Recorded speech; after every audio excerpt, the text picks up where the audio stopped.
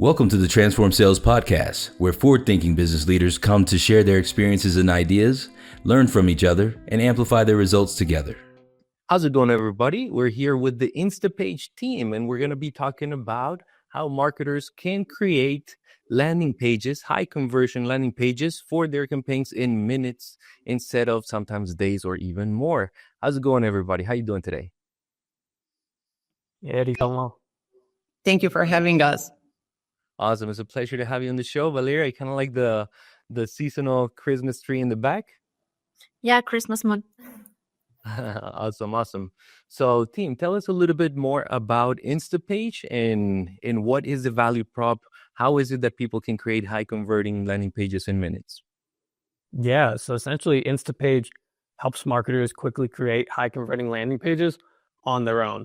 So to achieve this, we equip marketers with a powerful drag and drop landing page builder where they have the option to build pages from scratch, or they can start from custom conversion optimized templates. So we have 100 plus optimized templates that they can just choose and start editing right from there.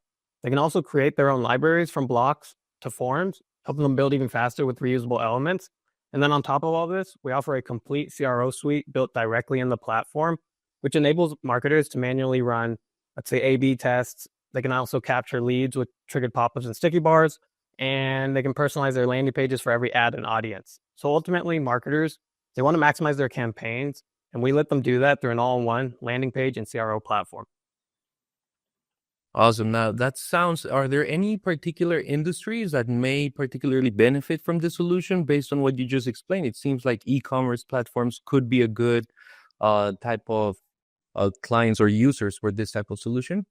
Yeah, e-commerce, financial services, education. We see a whole suite of companies across the board. And essentially, if you have a ton of products, ton of audiences, we're a great fit for them because you can personalize each landing page to all your ads for each audience and product. Awesome. Now, that takes me to my next question, which is, what alternatives were your customers today using before Instapage in order to launch these quick pages or, as you mentioned previously, block 2 pages, which is something pretty interesting? Yeah. When marketers come to us, we usually see them in around one to 3 situations. So the first one being they're relying on developers because their site and landing pages are custom coded. Second one being they're using their marketing automation tool like HubSpot or Salesforce to create their landing pages. And the third one being they're building their landing pages through their website CMS, so such as WordPress or Webflow. And so while these are options, marketers often find themselves having to settle in them and usually come to us to gain more control over their campaigns and conversions. Perfect. Okay. Now, when it comes to getting this visibility on campaigns, conversions, what other challenges were your customers today running into when they were trying to use, let's say, WordPress or their CMS to launch these pages? How slow is that process compared to what they're doing now with Instapage? Yeah, no, it's a good question, follow-up question to that. Either, like when I mentioned the developer case, a lot of times developers aren't usually prioritizing their requests. So a landing page, even an update can sometimes takes, weeks to months. And it's just a simple update. And usually you can't afford that because when you think about it, you're spending a ton of money on ads. And if you're not putting the best landing page out there, you're not going to be able to turn your clicks into conversion. And you're ultimately throwing away ad dollars. And so that's the real value, is that we allow them to make those updates in seconds and then to create pages in minutes. So huge value there where you don't have that dependency block of developers. And then when you look at the other platforms, like you mentioned, whether it's a CMS or whether it's a marketing automation tool, usually there's limited capabilities. So usually they don't have that complete CRO suite. So you're missing on the optimization and personalization side. Yes, you can create. And usually even the creation's hard because it's a hard to use builder, whereas ours, it's super seamless, drag and drop, place elements wherever you want. And we recently launched something where you can actually build in grids as well. So you get the best of both worlds in our platform. And yeah, I would say to sum that up, ultimately, you don't have to rely on developers. You're not missing critical capabilities, and the builder is easy to use.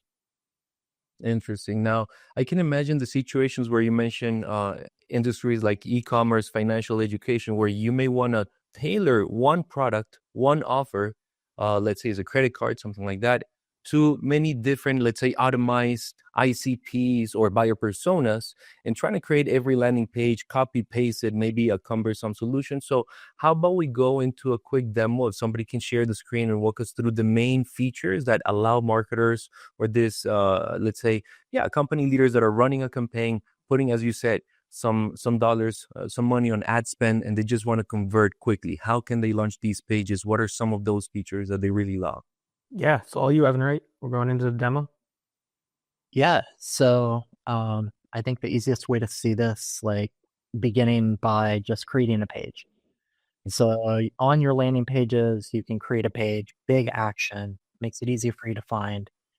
And we're just going to build a standard landing page, but we do have the ability to build AMP pages, and you can always download our pages and re-upload one. So if you've saved it, you've had it for a while, you can always bring it back. In standard, you have use cases. So this is like we were talking about. You have different cases that kind of, you want something built, so you find that case. We have a lot of templates for them. You have maybe some deals that you want, e-courses, events. So let's just look at one of these. You can always preview it and see like how it's a pretty complete page. It has all the pieces you need. And so say you're going to use this layout. I would normally give it a name, but we'll just skip that for now. And we'll come in here. Now that page exists in my library and I can edit it immediately. Or if I want, I could build a bunch of these and then go and edit them later. So we're going to open our builder, and this is what Griffin was talking about, our drag and drop builder. The builder is kind of a few different things. And you think of like building it as telling a story. And so part of the story is these different sections. And these are what we call blocks. So you can see the borders around it. A block is kind of a grouped up set of things that maybe that's what we want. This being a header, it kind of introduces a product. You can put a CTA so you get those early adopters like before they even read. So let's look at the block library. This is kind of how you get blocks. We have a lot of blocks that we've designed. You can come in here. You can see the different types for what you want to do. You can select one of these and insert it automatically. For some of our premium plans, we have global blocks. These are saved blocks that you put on a whole bunch of pages, and then you only have to update it once, and it updates all those pages automatically. So like you were saying, for those quick updates, you could actually update a bunch of pages quickly. I have a header here.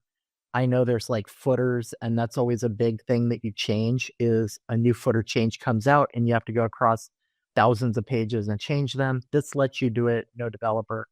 And then lastly, we have my blocks. This is just where you save blocks, and these are essentially copies. So you put them on the page and it just kind of does a new instance at that point. We have two different kinds, canvas blocks. This is where you can drag and drop and put it exactly where you want it. Or we have these fluid grid blocks where you have a grid that helps you kind of lay it out and reposition things on its own. I'll show you that a little bit later, but you can also see other blocks that I've saved, and some are labeled fluid and some are not. So normally you would insert one of these onto the page and then it would put it where you want. So once you have a block, you think about what are blocks made of, and these are our components. These are all the tools on the side here. We have different types of tools. We have content components, so text, images, videos. We have interactive components. If you think like a button, a form, maybe a slider that lets you slide back and forth between different views. And then we have different visual things. So you have shapes, you have lines, and you can see maybe there's a really light shape behind this one. And this is like grouping where you have a shape and an image just to make something quickly. And then lastly, down here, we have custom HTML. We don't build every possible component. So if you have something that you're using, a little third-party tool, you just insert it, it'll put it on here. It won't show up in our builder because we're not rendering that code in here so that this is fast and it's easy to use, but it will be on your preview and then on your live page. So those are kind of the elements that you have. And once you've built a page, you can also switch to mobile. And this will regenerate all those elements that you've put kind of in a line and just kind of give you a mobile view. but you can still move things around here and readjust your spacing and then go back to desktop. And that's it. You've built a whole page. Let me show you a different page that I have built. This one, a little more vibrant, a little different. And you can see these blocks have these numbers here. So these are essentially containers, and this is that fluid grid block. So let me show you back in here where we have these blocks. Under fluid grid, you can see these grids. This is one of those things where you try to play with layout and you say, okay, I want these columns, I want this kind of thing. And once you insert that grid, that's when you have these different containers, and then you can draw up components in them. And these are the same kind of components I had there. You can reorder them quickly, so you could build a page pretty fast. So if you look at some of the things I built with these fluid grids, I have a 3 across, and I have kind of the same pattern going. This is actually a regular block, so you can blend them and have some fluid, some canvas, where maybe I wanted this one exactly placed where it is, and it wasn't working in the grid. This is a grid, so you can replicate this across pages pretty easily. And then everybody loves their logos. So I have like 3 columns, but then I have 2 in each one. So when we go to something like mobile, we actually still see them kind of lined up next to each other. And I mean, building a page like this, it goes pretty quickly. And then you just kind of refine things and get the style exactly how you want it. But if you don't have, say, any like graphics people who can work on your site, you can use the templates, you can use these quick pieces and kind of use the block library and lay out a page without a lot of work. Or maybe you just want a place to start. So you start with your template and then you change everything you want. You can always change anything that we have. We don't have you locked into any design.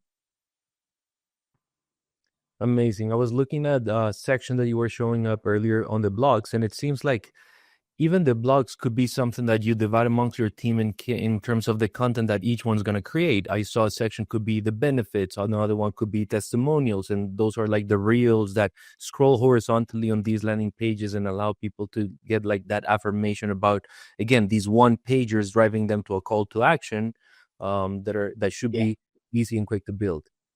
Exactly. In that kind of thing, I know I'm showing the ones we built, but you could have your team essentially go, okay, we need someone to build like our download set. We need someone to build our contact so that we're always using the same contact form. And yeah, you could build these and then save them to your blocks and then just insert them into every page you're building. If you have that premium plan and those global blocks, you could build it once and then put it on all your pages. If it ever needed to be updated, they could work on just that block and it would update all those pages immediately. And I think that that's huge headache removal, because sometimes even just, I don't know, just having your pricing in terms or your privacy policy, always, again, as you said, the footer or a type of disclaimer, make sure that that's, if you update something with legal and then dissipate that through the multiple pages you have, that could be a headache. But this is a nice way to easily deploy that. Exactly. I was a front-end developer at a company that had 13 blogs, and whenever our footer had to change every year just because we changed that copyright year, simple, right? I had to change it on those 13 and then like 6 other spots, and you're just looking for them, and then people will find a page that you forgot about and you have to go update that. With this, you can make changes in one spot and pull them across everything. Incredible. Are there any other, let's say, differences that you would say for someone in the audience that maybe right now on HubSpot CMS or WordPress or those type of builders that you would say, hey, this is something that you should take a look at? Any other feature that you would like to highlight, Evan? I would say one of the big things you've noticed, like all these libraries I look at, I was looking at the block library. We also have a form library where we have a few samples. You can save your own forms, and it'll just bring you into an editor where you could build these and you can always save them back to your library to reuse. Our big thing that really is kind of the driver is like reuse, right? So anywhere you're at, you can build something, save it. Let me go back into that page. I'll show you one I like the more. forms. That the forms could be used like lead capture forms, right, or Oh, yeah. qualification forms. Yeah, if you think about it, like the big goal of these pages is to elicit conversions. And that conversion could be a form submission. It could be like a link navigation. So say you have an ad, you hit the landing page so that you have a continuity kind of thing off of that ad, but then we bring you to your website. So navigation is the conversion. Maybe once you get to your site, you want them to do something, and then they get to a thank you page, and we consider that the conversion. We have the ability to add a script to your site so that we can get those conversions. But with something like forms, I'm going to show you, I actually have a form on a pop-up here. And we have a library for pop-ups. So reuse is a big thing. Reuse makes it faster for you to build pages, faster to make changes, faster to like just build something new off of the piece you've already created. You shouldn't have to do the same work over and over. But here's my form. Like you were saying, building a form is all about capturing leads. So I have a few fields here. Maybe I want to add more. We have these predefined fields, and these are kind of things that you use across the industry, companies, industry, of course, names and any sort of information. And with these, you also can have really complex things like a drop down with tons of countries. There's a lot here. So maybe we want to cut this list. You can actually go in here, edit this list really fast. And I'll delete those and apply it, and all those disappear. Maybe I want it to be 2. I could do that. But you can always make these little tweaks to your form. You'll update it, and it's going to ruin my pop-up, but it's going to show up on there. Once you go back to the pop-up, you'll see it added that other field. And I go, okay, let me just resize this out, move my button, make this a little bigger, like float my logo down. And I've already readjusted it. Like maybe I want to keep playing with that because I'm a perfectionist, but I made that pretty fast and added that change. And these are the kind of things that reuse really helps you.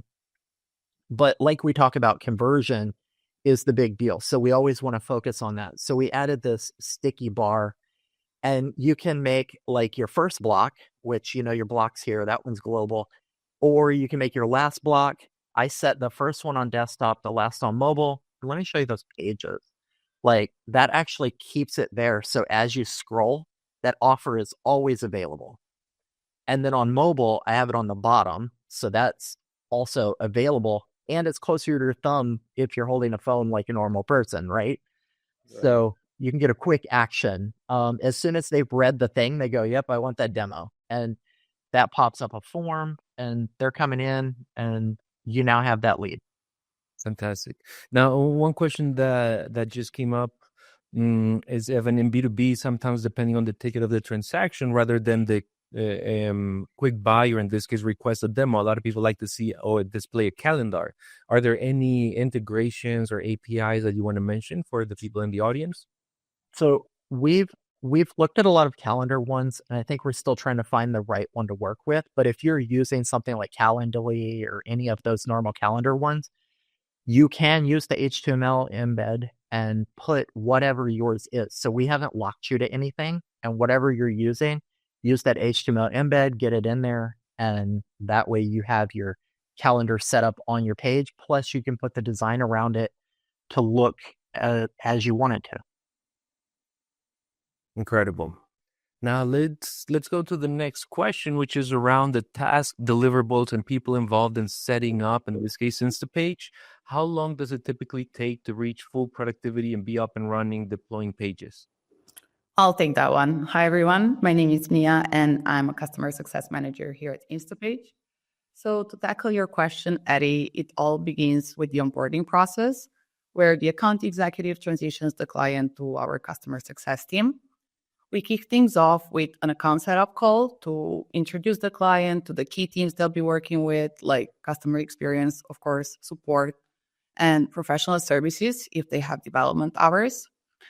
During the call, we review the subscription features, usage limits, and most importantly, we confirm their goals, integrations, tracking methods, and segmentation needs. And this really helps us create kind of like a tailored success journey based on their use case, of course. If the development hours are included, a CRO specialist joins to outline the professional services team's role and propose relevant projects. In the later part of the call, I also dive into the platform and guide the clients through the platform basics, such as adding team members, connecting domains, setting up integrations so they can get up and running quickly. And next, we schedule platform training. So this includes foundational skills for setting up default settings, building, testing, scheduling, publishing, landing pages, and other fundamentals.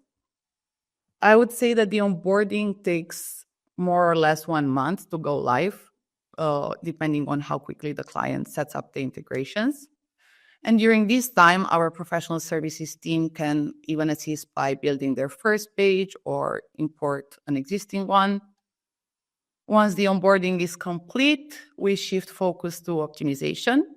So after they go live with the first page or pages, we continue by scheduling the converting features trainings, such as AI experiments or normal A/B tests, personalization, ad map. We often also schedule recurring calls, whether biweekly or monthly, based on the client preference, to keep them updated on new features, launch A/B tests during the calls, even share best practices and troubleshoot in general. And the key deliverables include page reviews with design suggestions, heat maps analysis, comprehensive CRO recommendations among multiple CRO services that we offer. For clients with development hours, our professional services team also handles advanced requests like custom templates, coding enhancements, or complex integrations. And in addition to regular check-ins, we also host QBR calls where we review KPIs, submit feature requests on their behalf so that everyone can look into those and just reflect on the journey so far to ensure alignment with their evolving goals. And last but not least, I would say that to ensure a seamless onboarding, clients should involve their marketing, design, and technical teams early to have clear goals and to prioritize integrating their system. I would say that with the right setup, if they're efficient in terms of integrating, they'll be set for success from week 1. Awesome, Mia. That sounds incredible. So you're estimating a month to be up and running. I can see that there's a training plan that seems like it takes more than a month, right? Like one thing is being set up and having your first page, and then the continuous training in optimizing it for conversion. I like that you offer also the multiple chief revenue officer, let's say services, fractional services. I can imagine the type of advice, or why don't you walk us through high level? Are there any type of sessions, let's say items that are touched on those type of sessions? Yes. So, for example, if a client requests to submit a page review, our design team will take a look at the landing page and they will share some advices around spacing, colors of the call to action, actions, information hierarchy, visual hierarchy, maybe implementing Z patterns for easier eye scanning, and just like general design recommendations. And then on the other side, we also have our CRO specialist who can take a look at the heat map data. So for those unaware, heat maps is basically a tool that we have which allows you to observe how the visitor interacts with the landing page from 3 perspectives: scroll, depth, mouse movement, and click count. So our CRO specialist kind of like takes a look at how the visitors are interacting so far. And based on that, she shares a comprehensive document with her suggestions for improvement, or maybe copy-related suggestions, CRO-related suggestions. It's quite comprehensive, and it's a huge added bonus that all our clients really love.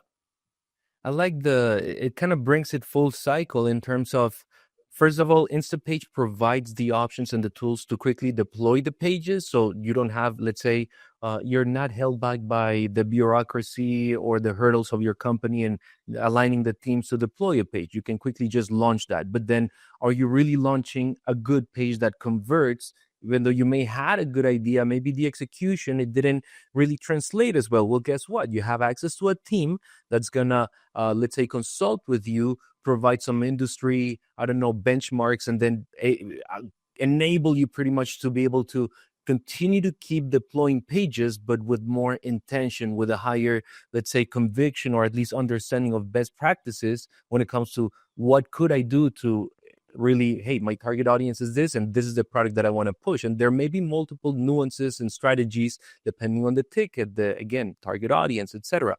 Why don't we go to the last question and then talk about the KPIs that your ideal customer, in this case, you mentioned marketers, we mentioned a couple of industries, should use to evaluate the success of Instapage and what type of outcomes they can expect?